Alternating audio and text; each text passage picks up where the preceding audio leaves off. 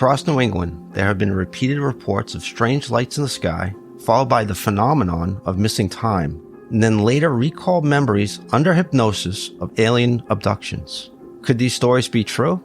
Of course not. But then what the hell is going on? Join us at Weirder After Dark as we explore 3 famous local alien abduction stories and try to get to the truth behind these unworldly encounters.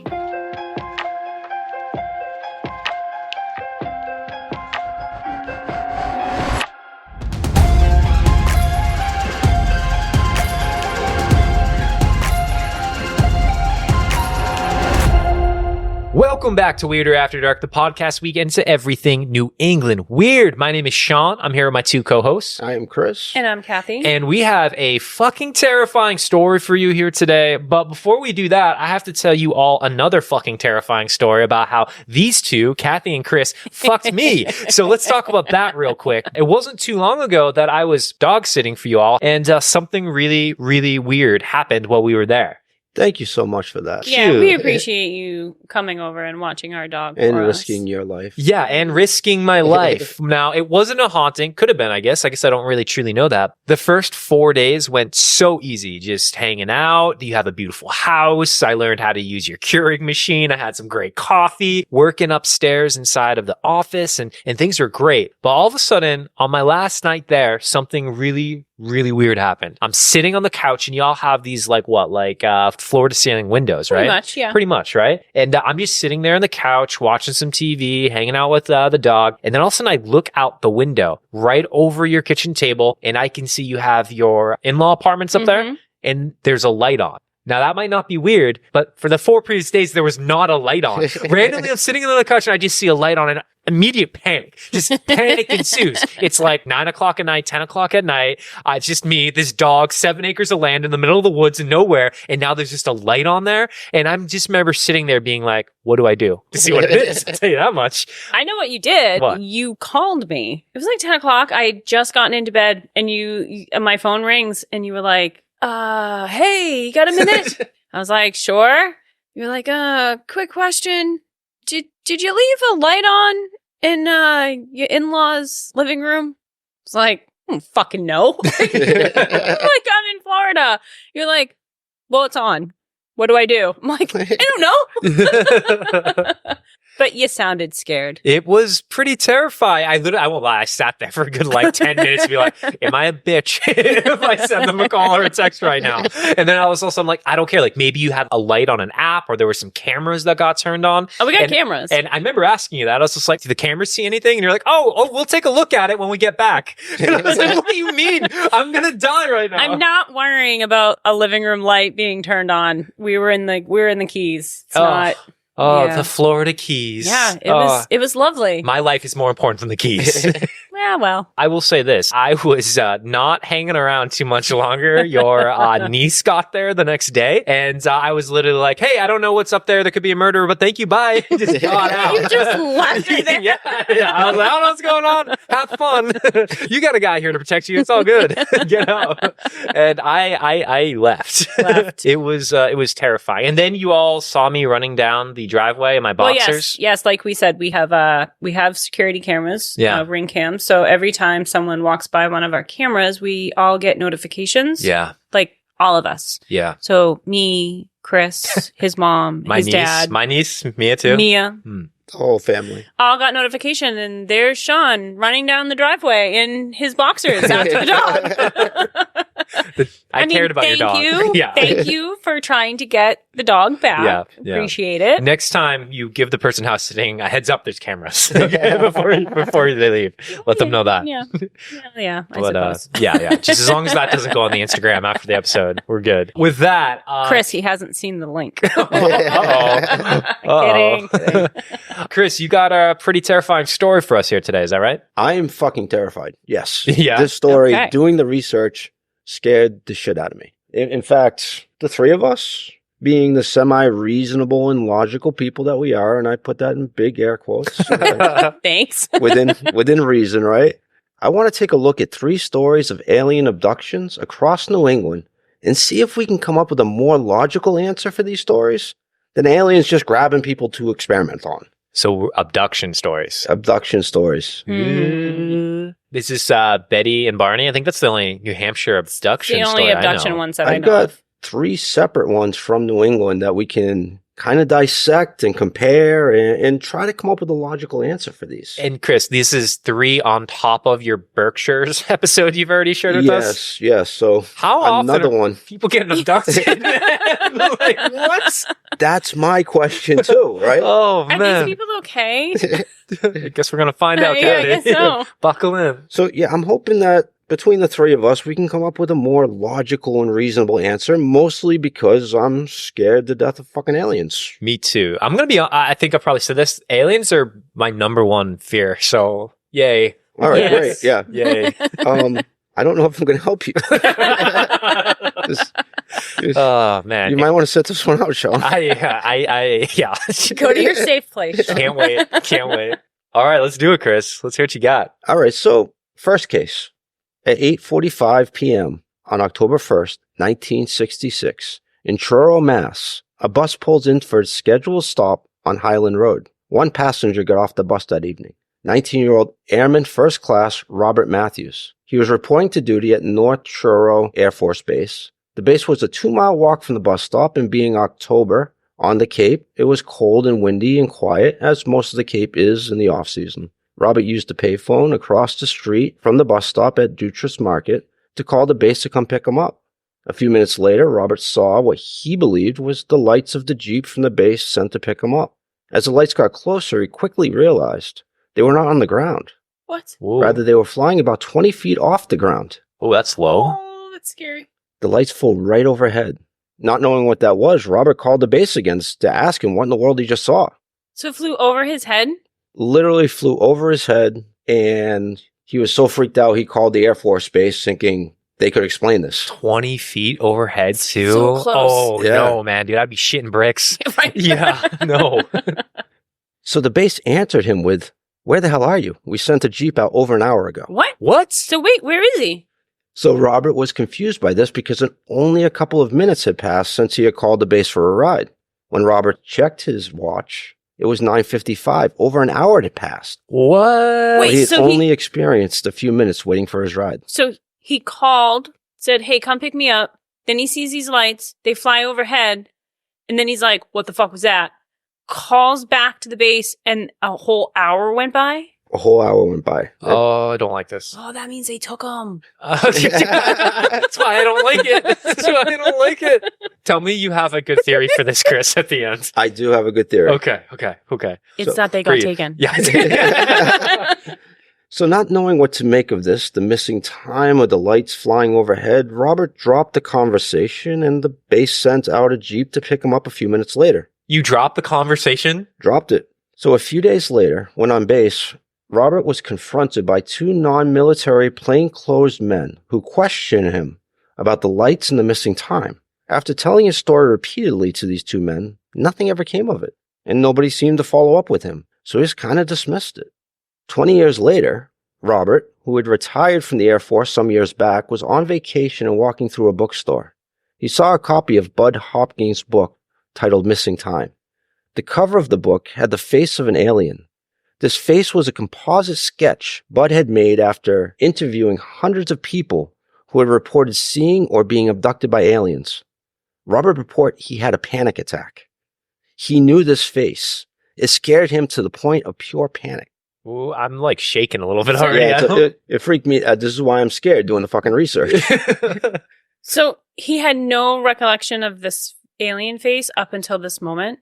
All he knows is when he saw that book, it freaked him the fuck out. So it's like he saw the picture and Yeah, then, like like all his PTSD. memories were like unlocked. No memories. It And just still freaked no him the memories. It fuck just out. freaked him out. He doesn't know why. Yeah. Okay. So now, Bud Hopkins, the author, was an artist from Truro as well. He lived close to the Air Force Base where Robert was stationed. And in 1968, 2 years after Robert's strange encounter, Bud had a strange encounter of his own. In the same town? In the same town, yeah, about 2 miles from the Air Force Base. So he was driving home with friends from a party in Provincetown on Route 6, and he saw a strange light in the sky he could not explain. The light seemed to be following them up the road. It darted back and forth from the ocean side towards the inland several times until it disappeared to their left over the Atlantic Ocean. He tried to come up with a rational explanation for the lights, but he couldn't. And the story stuck with him. He got interested and he started to collect stories and descriptions from other people. And over 20 years, he put together the book, Missing Time. You know what I don't like about this? Like, I'm thinking about some current events. We've got the drones in New Jersey, and people keep saying they're seeing those come from the ocean. Yep. I think back to the episode that recently dropped that I did on the Exeter incident, and a couple of those stories had things coming from the ocean. Yep. I don't like this. Well, I heard like this whole theory that they think that aliens aren't necessarily aliens from other universes, but they're actually living in our oceans. That's interesting because I just listened to a podcast. They were saying 80% of the ocean floor is unmapped. Yeah. 80% of our oceans are a complete mystery to us. And that's what they were saying. And that, we're, especially because they're seeing these things going down in and out of the ocean. It's wild. We spend all our time looking up. Maybe we should be looking down. Yeah. It's crazy. After reading Missing Time, the book that caused such an emotional reaction just seeing the cover, Air Force First Classman Roberts contacted Bud, the author, to see if his experience could have somehow been related to the UFO encounters Bud was writing about. After several interviews with Robert, Bud had a friend who was a psychologist who put Robert under hypnosis to see if Robert had any missing memories or details of that night in 1966. Under hypnosis, his memory was not entirely intact, but this is what he could remember. I don't like where this is going. Yeah, I don't like I don't even want to hear it. When he saw the lights flying overhead that night while waiting for the base to come pick him up, one of the lights, a red light, zoomed towards him. It manifested into a saucer-shaped craft and then landed in the parking lot of Dutress Market. Did he go over to it? A ramp extended. I'd go over.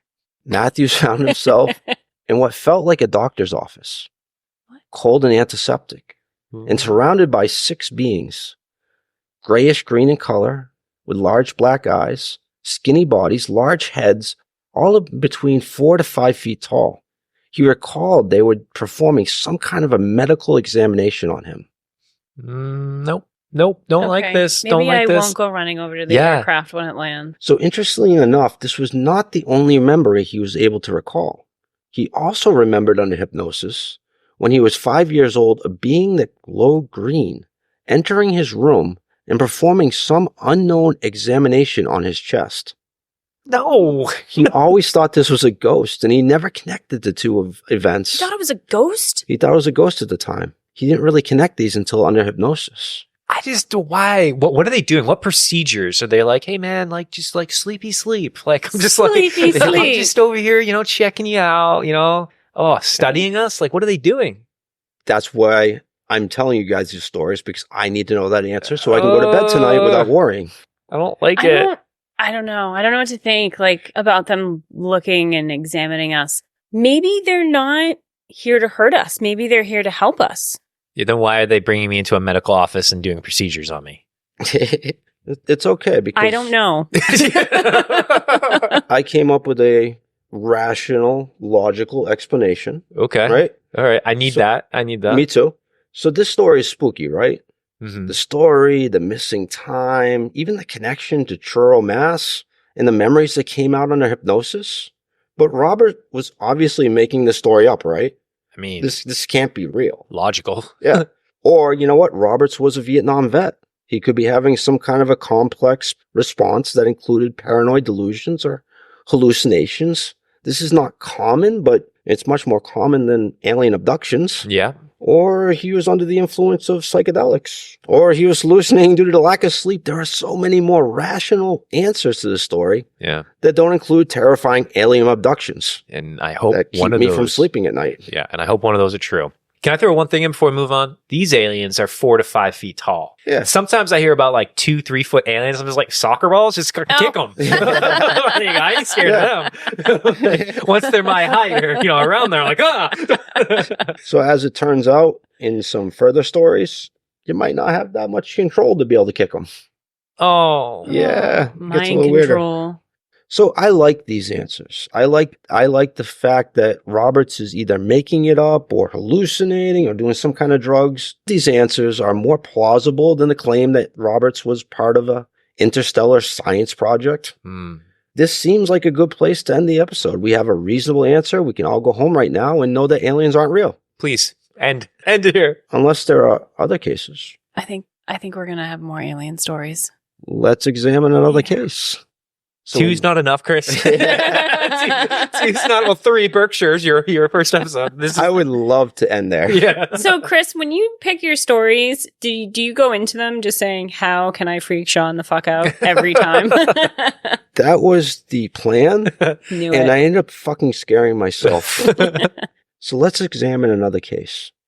In 1976, 1 decade after Robert's strange encounter, 4 men, brothers Jack and Jim Warner, and their friends Chuck Raz and Charlie Foltz, went on a camping trip for 2 weeks in the Allagash wilderness of Maine.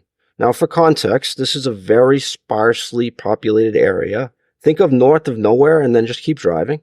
Allagash consists of over 100 square miles just south of the Canadian border. And even today, Allagash has a year-round population of just over 400 people. So as we say here in New England, it's off the beaten path. Mm. Their second night camping on the banks of the Allagash River, Jim noticed a strange bright object in the sky that appeared for about 30 seconds and then vanished. Convinced it was nothing, he didn't share it with the others. How do people do that? Like, real talk, like, how do you I see anything weird, I'm coming right at you. Kathy, Chris, I just saw something, man. Like, how do you keep that to yourself?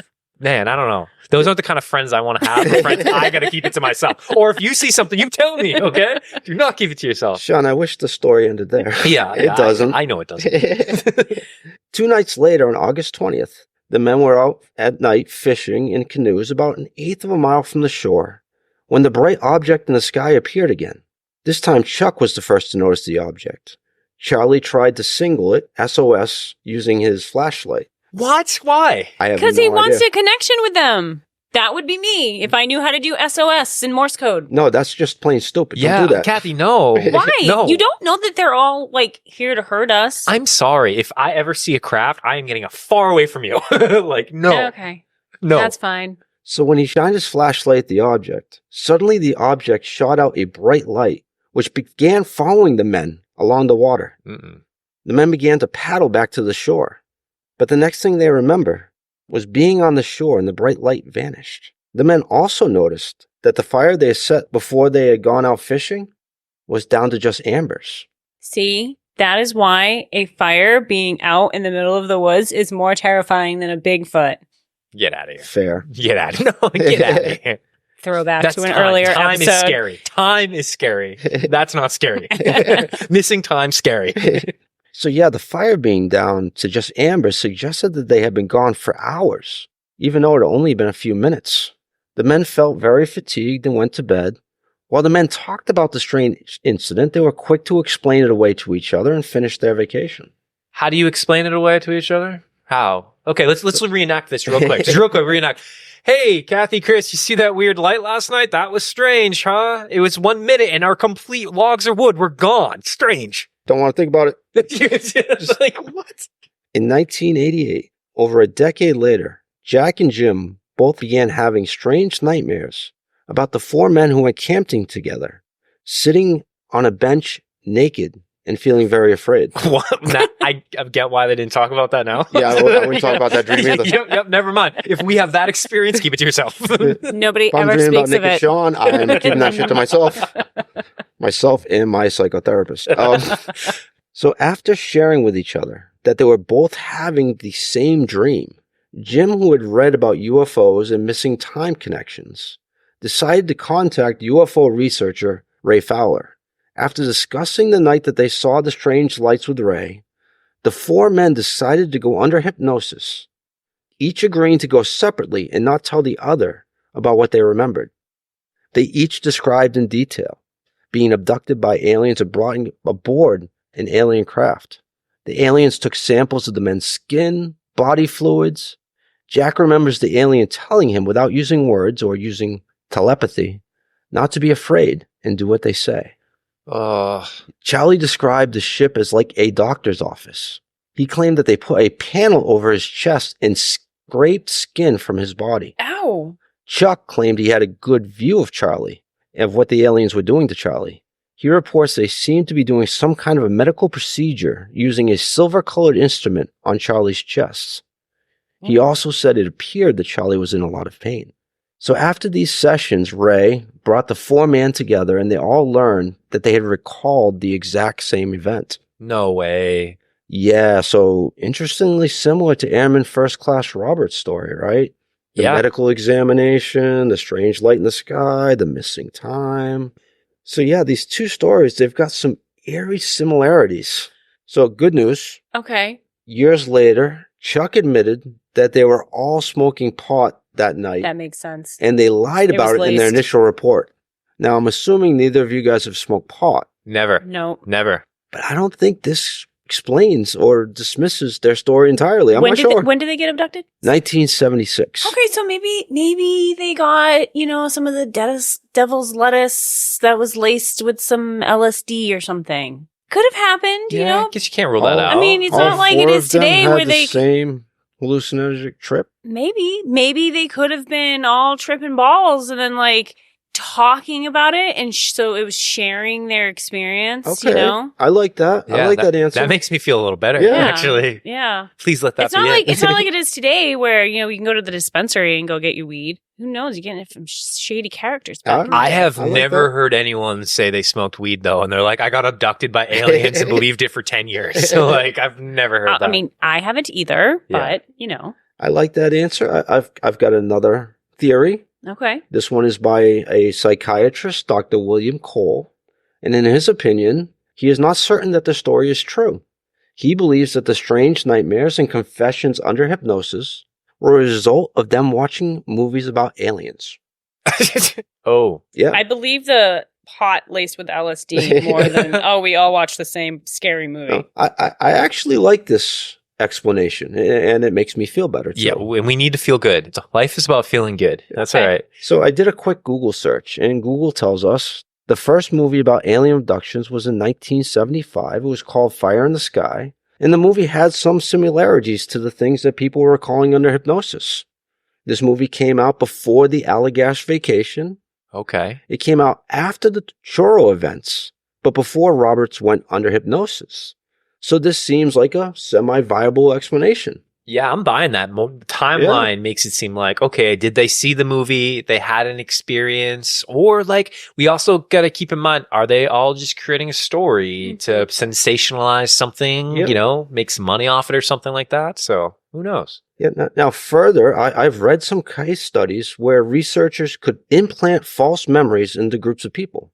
These case studies were not as elaborate as alien abductions, but false memories are based in good science and are measurable and repeatable in studies. So I really like this answer. I also like this answer because it means alien abductions are not real. Yeah. And Agreed. now we can all rest easy and there's no need to lose sleep. And we found our answer and we can end the episode there. And you're not going to, though, are you? Unless there are cases that took place before this movie came out, Of course. then we'd have to rethink this whole false memory thing. Wow. In September 1961, 14 years before the release of the movie Fire in the Sky, Barney and Betty Hill had taken a belated honeymoon trip and were on their way back to Portsmouth, New Hampshire from Montreal. Just as they were passing Lancaster on Route 3, Betty noticed a bright light in the sky. The couple didn't pay much attention to it until the light seemed to be following them. Not only did it seem to be following them, but it also seemed to be getting closer. Betty had a pair of binoculars, and she used them to get a closer look at the craft. She described what she saw as a spinning disc in the air. Barney at first dismissed this, but when the light appeared to hover directly over them at about 8:30 p.m., he stopped the car, he grabbed his binoculars and a gun from beneath the seat, got out and pointed binoculars at the strange lights. He also saw a giant spinning disc, but he also reports that it was some sort of being staring back at him through the craft's windows. It was that close? They could see a being? It was literally right overhead. Okay. So Barney, when he saw this, he tried to raise his hand with a gun, but found that he couldn't. It was like some invisible force was keeping him from moving his arm. Oh, I don't like that. It's just that like, part freaked me out. oh, that's like some Star Wars stuff. Yeah, Whoa. that was some Jedi It's the shit. Force. So he panicked. He ran back to the car, and the couple took off down the road. It was now 10:30 p.m. 2 hours had passed, but they had only experienced a couple minutes going by. Again with the fucking missing time, right? Yeah, oh, it's so creepy. It's so creepy. Again with the strange lights, again with the missing time. Ah, Chris, real quick, could fear in a moment stop you from feeling like you could move your body parts, your arm up? Could you be like that fear stricken? Could that be it? Yes, that could be it. Is it like a fight or flight? Fight thing? or flight or freeze? Yeah. The freeze response. Yeah, could that be? I mean, I could see that, but I would think he would freeze, Yeah. not just his arm, because he ran back to the car. Oh, Yeah, true. That's a good point. Yeah. So once home, and the spinning disc well out of sight for a while, Betty found a strange tear in her dress she could not explain. Barney's shoes had new scrapes on them. And even stranger, both of their watches had stopped working. Some smart aliens, though, if they're like stopping the watches too, they're like, break that shit. Draining the energy from it, like I'm the not- battery. I'm not sure. That seems more like a paranormal thing, though, right? Because like they say that like their video cameras or equipments, like the spirits Yeah, drain. I've heard that where the Like drain the energy from See, the batteries. I took it a different direction. I was like, Ghost they aliens? purposely stopped the watches from working so you couldn't tell that there was time missing. Oh, that's Yeah. That's kind of scary the too. angle I Maybe. took it. I didn't Yeah. think of that. Betty soon began having disturbing dreams about having been taken aboard a spacecraft where she and her husband are lying down on examining tables. Beings, grayish green in color with black eyes and skinny bodies, with large heads and about 4 to 5 feet tall, No. were collecting samples from them. Strands of hair were plucked, nail clippings, skin, and blood samples were collected in this dream. I hate it. I hate it that it's a perfect match to the other it stories. sounds very familiar, right? Oh. Maybe they're taking these samples so they can find a way to come and like coexist on our planet, right? No. Like they're trying to get like our genetic makeup so they can figure like because maybe they can't breathe oxygen, right? Like maybe this planet isn't suitable for them, and so maybe that's why they're doing it. Like, Remember, Kathy, we are trying to get me less scared. well, You keep talking about how it's real. but he wouldn't let him shoot at him. And it's not like All right. he stopped it. It's not like he like took out big laser beams and was like. Okay, so because of sleep problems and anxiety, Barney began to see a psychiatrist who referred him to a colleague, Dr. Benjamin Simmons, who specialized in hypnosis. Simmons conducted several hypnosis sessions with Barney and then later with Betty as well.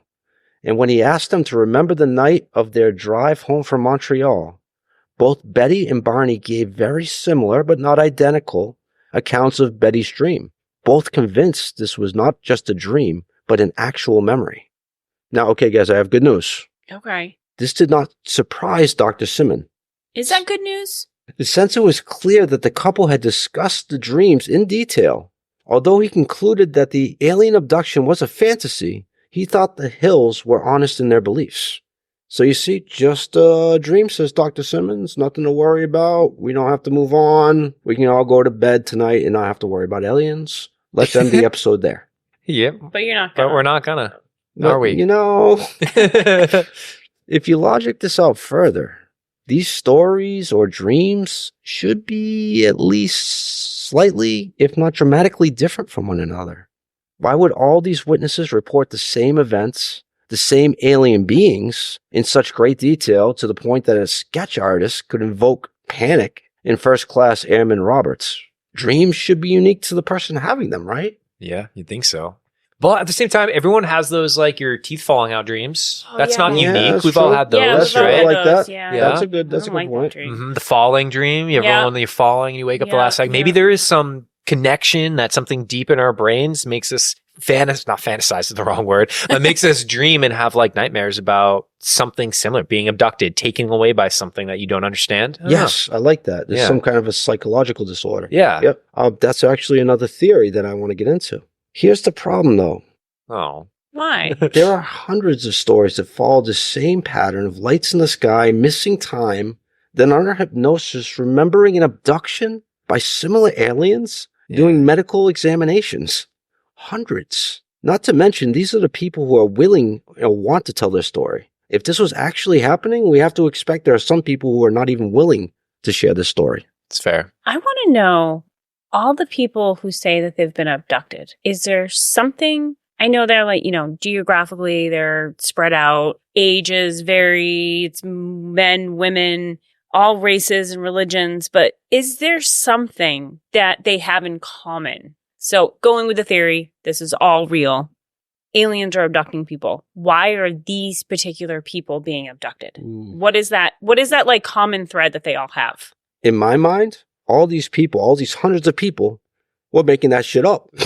That's right. And we're staying there. Yep. We're not exploring anything more. Or they were Putting it down. suffering from hallucinations or strange dreams or false memories or under the influence of psychedelics or sleep deprived or whatever the fuck we are calling it at this point. I am terrified of this whole story. All right. It is an interesting question though, and I'm not gonna sit here. Sorry, Chris. It is an interesting question because it's like some people believe part of our DNA is alien, and it's called like seed theory or something like that, where like they came down, genetically modified them or mated with them to create like a race in their likeness, kind of in a way. And like maybe if that is true, they hold some type of gene in their genetics, and that's what's drawing the aliens to them. I don't know if you guys remember how we opened this episode, but I wanted you guys to help me not be afraid of fucking aliens. And now you guys are like, this is all true. This is the reason. I think it's only fair to explore all the different all right like avenues that it could be. For the record, Chris, I don't want it to be really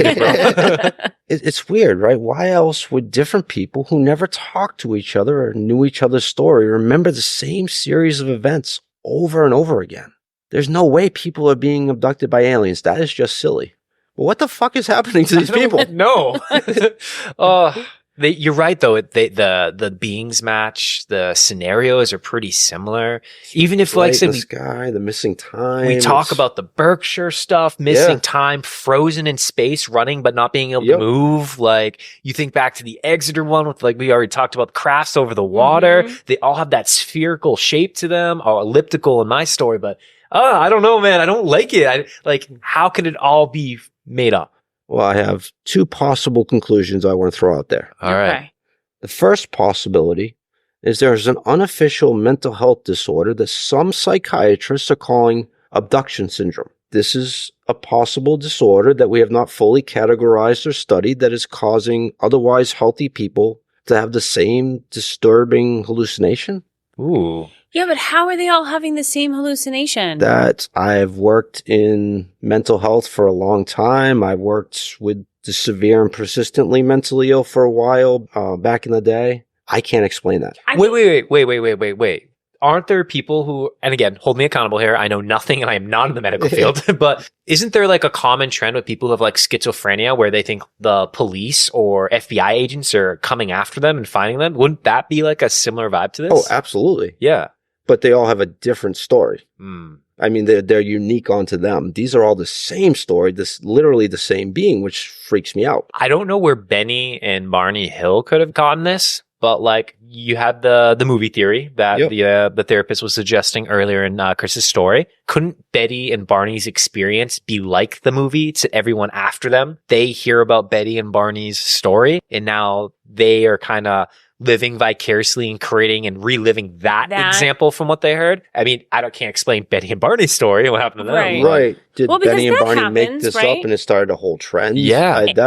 And that does happen, right? Like when you have like the movie theory, right? But like if you see a commercial or you hear something on the radio, you might not have a dream about it right away, but it gets planted in your mind. Yeah. And then when you're sleeping, you might have something, you might end up dreaming about it in a way that's not exactly as you lived it, but so it kind of plays off your imagination. Yeah, that's a great point. And psychiatrists actually say that might be something that's happening. So they're blaming the very real phenomenon of sleep paralysis. You guys familiar with sleep paralysis? Yeah. It's that point where you're leaving REM sleep, where you're physically paralyzed, but your mind's awake. Yeah, that sounds terrifying. Yeah, it's terrifying if you ever have it happen to you. Not only that, don't people who have sleep paralysis, they'll have that feeling that something is in the room with them, but they can't move or do anything? Yes. Yeah. So this is something that psychiatrists are blaming these false memories of being held down on an operating table by alien beings. Ooh. Sleep paralysis makes a lot of sense. Other than the fact that none of the people we've discussed tonight were fucking sleeping during these events. Yeah. This is not going to make me sleep better tonight either. No. Like Betty and Barney are driving a fucking car. They're not sleeping. Yes. The Allagash 4 were fishing. They were not asleep at the time. Roberts was waiting for a bus. Yeah, he's waiting for a bus to get picked up. Well, I might be sleeping there. He could have been sleeping. Yeah, I may be sleeping there. So the other conclusion that I don't like is maybe some or all of these reports are factual. Mm-mm. This is even more unbelievable than the psychiatrist's abduction syndrome cop-out explanation. Don't call it a cop-out. I like it. How about Sounds like that's Grasping my at favorite. straws. Yeah.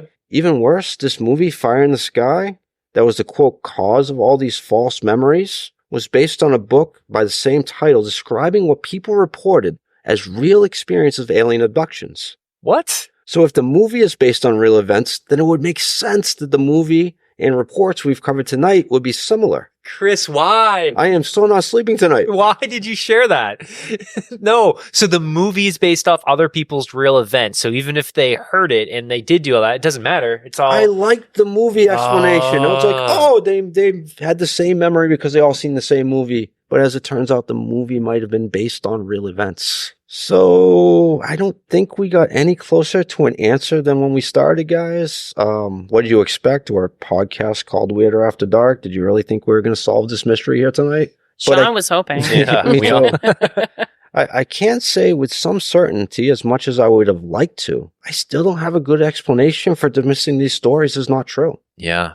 Can I quote Sir Arthur Conan Doyle, the author of Sherlock Holmes novels? Sure. Sure, do it. He said, when all possible answers have been exhausted, what is left, however impossible, is the correct answer. No. Why? Why are you ending with that? You know? Oh, I don't know. I had no idea there were this many different abduction cases in New England. And I'm sure we were just. I just picked 3. There's hundreds of Do the we- same are stories. Are there any recent ones? Yes, there are. There's one that happened in 2012 that I wrote Really? about. Yeah, I was thinking about doing another episode because that one's super interesting. Because, yeah, I always feel like all these stories are like 1950, 1960, 70s, you know, maybe early 80s, but I haven't really heard any recent stories. And it kind of like throws out the theory, right? Like if all these abductions were happening way back in the day, then why all of a sudden did they just stop? Yeah. Well, it's interesting because a lot of these people didn't come forward or even know that anything happened until decades later. So maybe the stories that are happening now, They memories will don't come out in know. 20 years. Maybe. I don't know how I feel about hypnosis, to be 100% honest with you, or like, you know, is that 100% real? Is that a pseudoscience? What's the theory behind that? So hypnosis is a almost meditative state Mhm. where they put people into a quieter, more relaxed state to help them at times work through traumatic memories. Now, does it help with recall of repressed memories? The science is iffy. Yeah. I don't use hypnosis, nor do I recommend it to any of my patients. And I bring that up because I feel like a lot of the abduction stories, even the ones you shared here today, there's a hypnosis link. Using Yes. hypnosis to recall the repressed memories. Like, Yeah. I just watched a recent Netflix documentary on an abduction in New York City. I can't remember the name of it, but same thing. There was this like guy who would like take anyone who had like an alien abduction encounter and was just doing hypnosis on all of them to help them recall repressed memories. And it's just like, why is that a common theme? I read that. That was actually Bud Hopkins, Oh, who we was talked it? about earlier. Oh, Yeah. okay. I read his book, Missing Time, and that was his project. Ah, okay. So that explains why I heard it here today. Yep. Yeah, noted. Noted. I want there to be a simple answer. I just couldn't really find one. One that was really satisfying, and it's fucking terrifying. It is. Chris, damn, I definitely feel closer to abduction than further away from it. And it's unsettling, to say the least. But what a story, man. Thanks for doing the research on that and for sharing it here, man. Yeah, no, that was a terrifying story to research, but I'm glad I got to share it with you guys. And Yeah. I don't feel any better. Yeah. I was going to say that was a fun episode. No, it wasn't. And to the gang, if you're still here, don't get abducted. We need you. But if you do Yeah. get abducted, please share your story. Yeah, share the story. Just a quick public service announcement for our listeners. Aliens are not real. Yeah, okay. Mhm. Noted. But if you do see strange lights in the sky, fucking hide. I don't care if you're 99% sure it's a fucking airplane. Don't take the chance. Just hide. Don't single it with a flashlight. Don't point a gun at it. Just run and hide, for God's sakes, people. You're taking all the fun out of it. Oh my I God. have my poster ready. Chris for president. Chris for president. This is the energy we need. Don't interact with the strange light, please. And with that, Gang, if you enjoyed this story, if you had a blast with this story, feel free to go ahead and visit our Instagram, and we'll make sure that we post some of Chris's images and details from the research that he did on this episode. Also, don't forget that you can visit some of our community pages that we are starting to build out. You can find our Facebook page by searching Weirder After Dark. We've also just recently, over the last couple weeks, dropped a new Reddit community. Find us there on the subreddit Weirder After Dark. Feel free to collab with each other, with us, give us some recommendations, tell us how we're doing, visit us all there. And we are always looking for some creepy New England stories. So if you've got any of those, go ahead, send them to us. You can reach us at thegang@weirderafterdark.com. Shoot us an email with your story and we'll read it on an upcoming episode of Whispers After Dark. And with that, as always, it gets a little weirder after dark. Bye. Thank you, guys.